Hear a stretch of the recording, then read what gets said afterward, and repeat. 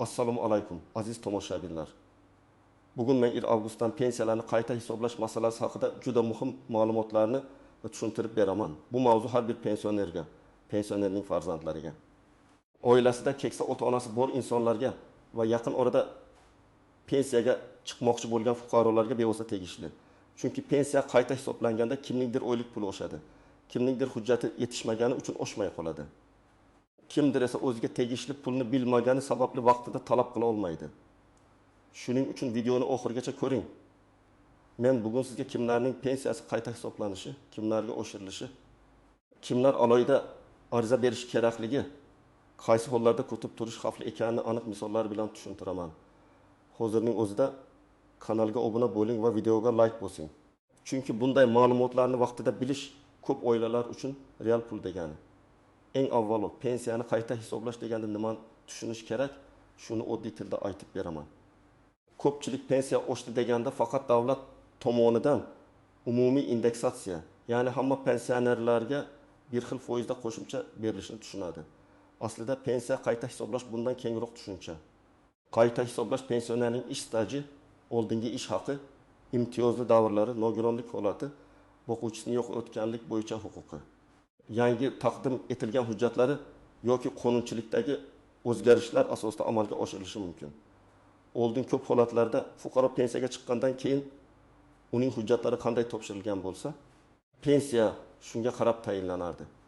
Agar arxidan ma'lumot topilmagan bo'lsa, ayrim yillar ish stajiga kirmay qolgan bo'lsa, eski ish haqi to'g'risidagi ma'lumot noto'g'ri yoki to'liq bo'lmasa, odam kamroq pensiya olib yuraverardi.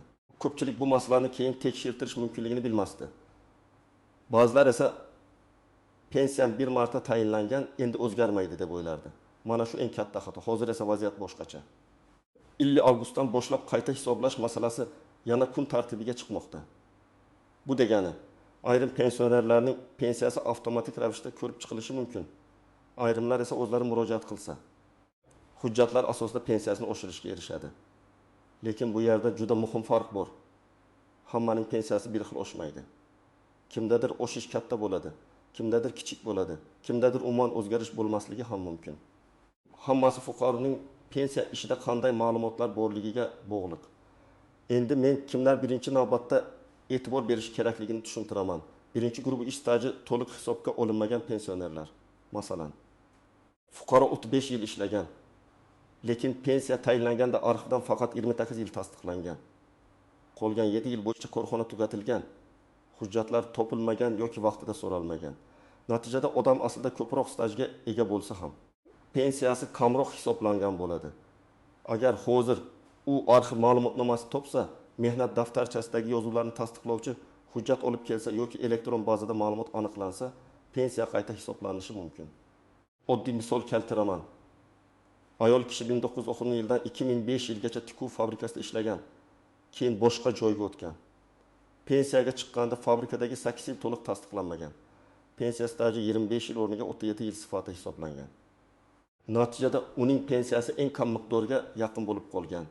Agar u arxivdan ish haqi va ish davri bo'yicha ma'lumot olsa, pensiya jamg'armasiga murojaat qilsa, qayta hisoblash natijasida oylik pensiyasi, masalan, 1 million 200 ming so'mdan 1 million 7 ming so'mgacha yoki undan ham yuqoriroq bo'lishi mumkin.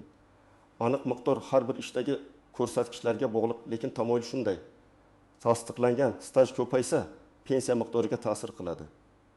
Ikkinchi guruh bu ish haqi bo'yicha ma'lumotlari to'liq olinmagan fuqarolar. Pensiya faqat ishlagan yillarga emas, balki ma'lum davrdagi ish haqiga ham bog'liq bo'ladi. Agar fuqaro yuqori maosh olgan yillar bo'yicha ma'lumot bermagan bo'lsa, pastroq oyliklar asosida pensiya hisoblangan bo'lishi mumkin. Masalan, erkak kishi 1990-1995 yillarda zavodda ustachi bo'lib ishlagan va o'sha paytda yaxshi maosh olgan. Lekin pensiya tayinlanganda faqat keyingi yillardagi kamroq ish haqi hisobga olingan. Agar u eski korxona arxividan oylik ma'lumotini topsa, pensiyasi qayta ko'riladi. Bu yerda odamlar ko'p adashadi. Men ko'p ishlaganman, demak pensiyam albatta katta bo'lishi kerak deyshadi. Men ekspert sifatida shuni aytaman. Faqat og'zaki gap yetmaydi. Pensiya hisobida hujjat hal qiluvchi ahamiyatga ega. Mehnat daftarchasi, buyruqdan ko'chirma, ish haqi ma'lumotnomasi, arxiv javobi harbiy xizmat guvohnomasi, bola parvarishi davrini tasdiqlovchi hujjatlar. Oliy ta'lim davri ayrim holatlarda nogironlik yoki imtiyozli ish sharoitlarini tasdiqlovchi hujjatlar kerak bo'lishi mumkin. Uchinchi guruh bu ishlayotgan pensionerlar. Ko'p odam pensiyaga chiqqandan keyin ham ishlashda davom etadi. Bunday holatda pensiyani qayta hisoblash masalasi alohida e'tibor talab qiladi. Agar pensioner pensiya tayinlanganidan keyin ham rasmiy ishlagan bo'lsa, ish beruvchi tomonidan badallar to'langan bo'lsa, ayrim hollarda qo'shimcha staj yoki to'lovlar keyingi qayta hisoblashda inobatga olinishi mumkin. Lekin bu avtomatik ravishda hamma uchun bir xil bo'ladi degani emas. Shuning uchun ishlayotgan pensioner o'zining rasmiy bandlik ma'lumotlari ish beruvchi tomonidan to'lovlar to'g'ri yuritilgani va elektron tizimda aks etgani tekshirish kerak. Misol uchun, pensioner aka 2021 yilda yoshga doir pensiyaga chiqqan, lekin 2021-2024 yillar davomida maktabda qorovul bo'lib rasmiy ishlagan.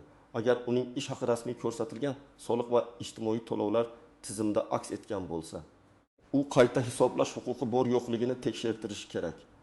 Ba'zi holatlarda bu oylik pensiyaga sezilarli qo'shimcha bermasligi mumkin, lekin huquq bor joyda tekshirish shart. Chunki 20 ming so'm, 100 ming so'm yoki 200 ming so'mlik farq ham yil davomida katta summaga aylanadi. 4-guruh bu nogironligi bo'lgan shaxslar va o'quvchisini yo'qotgan oilalar. Pensiyaning bunday turlarida ham qayta hisoblash uchun asoslar bo'lishi mumkin.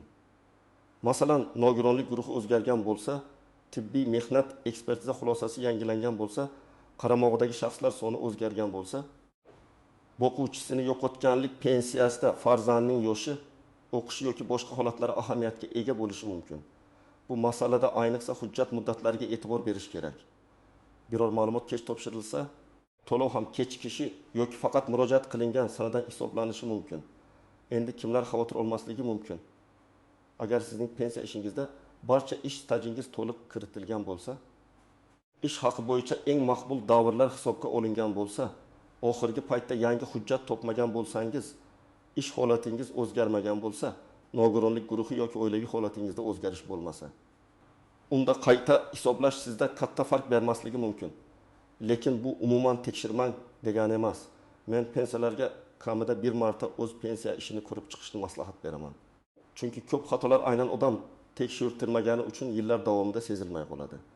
Endi istisnolar, nozik jihatlar va ko'pchilik bilmaydigan masalalarga o'tamiz.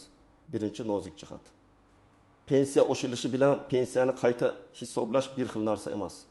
Davlat umumiy oshirish e'lon qilsa, bu odatda pensiya oluvchilarning keng qismiga tegishli bo'ladi. Qayta hisoblash esa individual masala. Ya'ni sizning shaxsiy hujjatlaringiz ko'rib chiqiladi. Shu sababli qo'shningizning pensiyasi 300 ming so'mga oshib, siznikiga ham 1 ming so'mga oshsa, bu albatta adolatsizlik degani emas. Balki qo'shningizda ilgari hisobga olinmagan staj yoki ish haqi topilgandir. Ikkinchi nozik jihat, hamma qo'shimcha hujjat ham pensiyani oshirib yubormaydi. Masalan, odam 2 yil qo'shimcha staj topdi, lekin bu staj pensiya miqdoriga katta ta'sir qilmasligi mumkin. Yoki ish haqi ma'lumotnomasi olib keldi, lekin u avval hisobga olingan davrdagi maoshdan past bo'lib chiqdi. Bunday holatda qayta hisoblash natijasi kutilgandek bo'lmasligi mumkin. Shuning uchun men har doim aytaman, hujjat topshirishdan oldin mutaxassisdan bu ma'lumot pensiya miqdoriga qanday ta'sir qiladi deb so'rang. Uchinchi nozik jihat, arxiv ma'lumotnomalaridagi xatolar.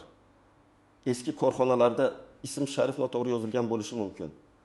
Masalan, pasportda Abdullayeva deb yozilgan, arxivda Abdullayeva yoki Abdullayev bo'lib ketgan. Tug'ilgan sana bir raqamga farq qilishi mumkin. Ishga qabul qilingan sana bor, lekin ishdan bo'shagan sana yo'q bo'lishi mumkin. Bunday holatda pensiya jamg'armasi ma'lumotni darhol qabul qilmasligi mumkin. Fuqaro qo'shimcha tasdiqlovchi hujjat olib kelishi, ba'zan sud orqali yuridik faktni aniqlatish kerak bo'ladi. 4-nozik jihat, norasmiy ishlagan davrlar. Juda ko'p insonlar men falon joyda 10 yil ishlaganman deydi. Lekin agar ish rasmiy bo'lmagan bo'lsa, mehnat daftarchasida yozuv bo'lmasa, buyruq bo'lmasa, ish haqi vedomosti bo'lmasa, soliq yoki badal to'lovlari ko'rinmasa, uni pensiya hisobiga kiritish juda qiyin. Og'zaki guvohlar ko'p hollarda yetarli bo'lmaydi. Shuning uchun yoshlar ham bu videodan xulosa qilish kerak. Bugun norasmiy ishlash ertaga pensiyada pul yo'qotish degani bo'lishi mumkin. 5-nozik jihat. Ayollarning bola parvarishi davri. Ayollar pensiyasida bola tug'ilishi va parvarish davri ayrim hollarda stajga ta'sir qilishi mumkin. Lekin bu ham avtomatik emas, tegishli hujjatlar kerak bo'ladi. Tug'ilganlik haqidagi guvohnoma. Bola parvarishi ta'tili bo'yicha buyruq, ish joyidan ma'lumot, ayrim hollarda boshqa tasdiqlovchi hujjatlar talab qilinadi. Masalan, ayol kishi 3 farzand tarbiyalagan.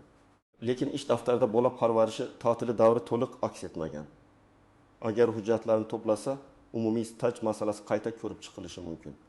6-nozik jihat imtiyozli ish sharoitlari. Ayrim kasblarda odam og'ir, zararli yoki maxsus sharoitlarda ishlagan bo'lishi mumkin. Kon kimyo sanoati, issiq sex tibbiyotning ayrim yo'nalishlari, pedagogika, harbiy xizmat, ichki ishlar yoki boshqa maxsus tizimlarda ishlagan davrlar alohida tartibda baholanishi mumkin. Lekin men og'ir ish qilganman degan gapning o'zi yetmaydi. Lavozim nomi, ish joyi, mehnat sharoiti, tegishli ro'yxatlarga moslik, buyruqlar va arxiv ma'lumotlari bo'lishi kerak. 7-nozik jihat ortiqcha to'lov xavfi. Ba'zi odamlar faqat oshirish haqida o'ylaydi. Lekin qayta tekshiruv paytida oldingi hisob-kitobda xato aniqlansa, ayrim hollarda ortiqcha to'langan summalar masalasi ham ko'tarilishi mumkin. Men bu bilan odamlarni qo'rqitmoqchi emasman, lekin real holatni aytyapman. Agar hujjat qalbaki bo'lsa, ma'lumot noto'g'ri berilgan bo'lsa yoki bir xil davr 2 marta hisobga kiritilgan bo'lsa, bu keyinchalik muammo tug'diradi.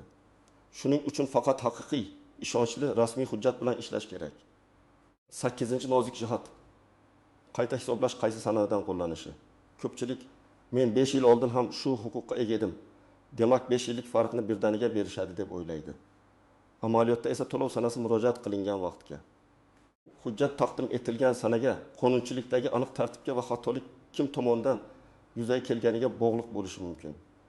Agar fuqaro hujjatni endi olib kelgan bo'lsa, ko'p hollarda qayta hisoblash aynan murojaatdan keyingi davrga tatbiq etiladi. Agar davlat organi xatosi aniqlansa, boshqa tartib bo'lishi mumkin. Shuning uchun vaqtni cho'zmaslik juda muhim.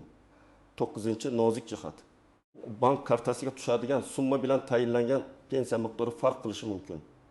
Ba'zan odam pensiyam oshmadi deydi, lekin aslida qarzdorlik, ushlab qolish, aliment, kredit bo'yicha undirish. Oldingi oy qoldig'i yoki boshqa texnik sabablar bo'lishi mumkin. Shuning uchun faqat karta kirimiga qarab xulosa qilmang. Pensiya jamg'armasidan rasmiy hisob-kitobni so'rang. Unda pensiyaning asosiy miqdori, ustamalar, qo'shimchalar va ushlab qolishlar alohida ko'rsatilishi kerak. Endi eng kerakli qismga o'tamiz. Siz nima qilishingiz kerak? Birinchi qadam, o'zingizning pensiya hujjatlaringizni tartibga keltiring. Mehnat daftarchangizni toping. Undagi har bir ishga kirgan va ishdan bo'shagan sanani ko'rib chiqing. Muhrlar o'qiladimi? Buyruq raqamlari bormi? Korxona nomi aniq yozilganmi? Familiya va ism pasport bilan bir xilmi? Shuni tekshiring. Agar mehnat daftarchasida chala joylar bo'lsa, oldindan yozib oling. Ikkinchi qadam, ish haqi bo'yicha ma'lumotlarni aniqlang. Ayniqsa siz eng yuqori maosh olgan davrlarni eslang. Qaysi yillarda yaxshi ishlagansiz? Qaysi korxonada lavozimingiz yuqori bo'lgan? Mukofot yoki ustama olganmisiz? Shu davrlar bo'yicha arxiv ma'lumotnomasi olishga harakat qiling. Ba'zan 5 yil past maosh o'rniga 5 yil yuqori maosh hisobga olinsa, pensiya sezilarli o'zgarishi mumkin. 3-qadam, tuman yoki shahar pensiya jamg'armasi bo'limiga murojaat qiling. Borib shunchaki pensiyamni oshirib bering demang. Aniq talab bilan boring. Masalan, mening pensiya ishimda 1992-1990 yillardagi ish stajim hisobga olinganmi? Shuni tekshirib berishingizni so'rayman. Yoki men yangi arxiv ma'lumotnomasini taqdim etyapman. Shu asosda pensiyamni qayta hisoblab berishingizni so'rayman deb yozing. Ariza yozma shaklida bo'lgani yaxshi. Arizangiz ro'yxatga olinganini tasdiqlovchi raqam yoki nusxa oling. 4-qadam, hujjatlarni to'plang. Odatda quyidagilar kerak bo'lishi mumkin. Pasport yoki ID karta, pensiya guvohnomasi, mehnat daftarchasi, arxiv ma'lumotnomalari, ish haqi to'g'risidagi ma'lumotnoma, harbiy xizmat hujjati, farzandlarning tug'ilganlik guvohnomalari, nikoh yoki familiya o'zgarganini tasdiqlovchi hujjat, nogironlik bo'yicha xulosa, sud qarori yoki boshqa rasmiy ma'lumotlar. Har bir hujjatdan nusxa tayyorlab qo'ying. Aslini ham yoningizda olib boring. 5-qadam. Javobni og'zaki emas, yozma tarzda olishga harakat qiling. Agar sizga o'xshamaydi deyishsa, sababini so'rang. Qaysi norma bo'yicha qaysi hujjat yetishmayapti? Qaysi davr hisobga olinmadi? Nima uchun inobatga olinmadi? Shuni yozma izoh bilan bilish muhim. Chunki yozma javob bo'lsa, keyin yuqori tashkilotga yoki sudga murojaat qilish mumkin. og'zaki gap bilan esa isbot qilish qiyin. 6-qadam, agar arxiv topilmasa, darhol taslim bo'lmang. Korxona tugatilgan bo'lsa, uning hujjatlari davlat arxiviga, tarmoq arxiviga, voris tashkilotga yoki hokimlik tizimidagi arxiv bo'limiga topshirilgan bo'lishi mumkin. Eski ish joyingizning to'liq nomini, joylashgan manzilini, taxminiy ishlagan yillaringizni yozib, arxivga so'rov bering. Agar familiyangiz turmush sababli o'zgargan bo'lsa, eski familiyangizni ham ko'rsating. Bu juda muhim. Chunki arxiv eski familiya bo'yicha qidiradi. 7-qadam, raqamli xizmatlardan foydalaning. Hozir ko'p ma'lumotlar elektron tizimlarda aks etadi. MyKo'p.uz soliq organlari bandlikka oid ma'lumotlar. Ish beruvchi tomonidan yuritilgan elektron ma'lumotlar orqali ayrim da'volarni tekshirish mumkin. Agar farzandingiz yoki nabrangiz internetdan yaxshi foydalansa, ulardan yordam so'rang. Lekin shaxsiy ma'lumotlaringizni begona odamlarga bermang. ID karta, parol, SMS kod, bank karta ma'lumotlari hech kimga aytilmasligi kerak. 8-qadam hisob kitobni solishtiring. Pensiya jamg'armasi sizga qayta hisoblash qilsa. Yangi summa qancha bo'ldi? Eski summa qancha edi? Farq nimadan kelib chiqdi? Qaysi davr qo'shildi? Qaysi ish haqi inobatga olindi? Bularni so'rang. Agar siz tushunmasangiz, yaqinlaringiz bilan birga borib so'rang. Bu uyat emas. Pensiya sizning qonuniy haqqingiz. Uni tushunish ham sizning huquqingiz. Endi real hayotdan yana bir nechta vaziyatni ko'rib chiqamiz. Birinchi vaziyat, 6 yoshli otaxon 30 yil haydovchi bo'lib ishlagan. Lekin pensiya tayinlanganda eski avtokorxona hujjatlari topilmagani uchun 6 yil staj kirmay qolgan. Keyin farzandi arxivga so'rov yuboradi, buyruq va ish haqi ma'lumotlari topiladi. Qayta hisoblashdan keyin pensiya oshadi. Bu yerda asosiy sabab yangi tasdiqlangan staj va ish haqi bo'ladi. Ikkinchi vaziyat, 60 yoshli ayol o'qituvchi bo'lgan, lekin bola parvarish ta'tili va bir maktabdan boshqasiga o'tgan davrida hujjatlarda uzilish bor. U maktab arxividan buyruqlarni oladi, tug'ilganlik guvohnomalarini taqdim etadi. Familiya o'zgarganini nikoh guvohnomasi bilan tasdiqlaydi. Natijada ilgari hisobga olinmagan davrlar ko'rib chiqiladi. Bunday holatda pensiya oshishi mumkin, lekin har bir yilning ta'siri alohida hisoblanadi. Uchinchi vaziyat, pensioner pensiyaga chiqqandan keyin ham 4 yil rasmiy ishlagan. U nega pensiyam o'z-o'zidan oshmadi deb so'raydi. Bu yerda men shuni tushuntiraman. Rasmiy ishlagan davr va to'lovlar tizimda to'g'ri aks etganmi? Qayta hisoblash uchun murojaat kerakmi? Pensiya turiga ta'siri bormi? Avvalo shular tekshiriladi. Shunchaki ishlaganlik faktining o'zi har doim katta oshirish beradi deb o'ylash noto'g'ri. 4-vaziyat, fuqaro qo'shnisidan eshitib, hammaning pensiyasi 5000 so'mga oshar ekan deb kutib yuradi. Avgust keladi, kartasiga esa odatdagidek summa tushadi. U jahli chiqadi. Aslida esa uning holatida qayta hisoblash uchun yangi hujjat yo'q. Umumiy oshirish unga boshqa miqdorda qo'llangan yoki hali tizimda texnik jarayon yakunlanmagan bo'lishi mumkin.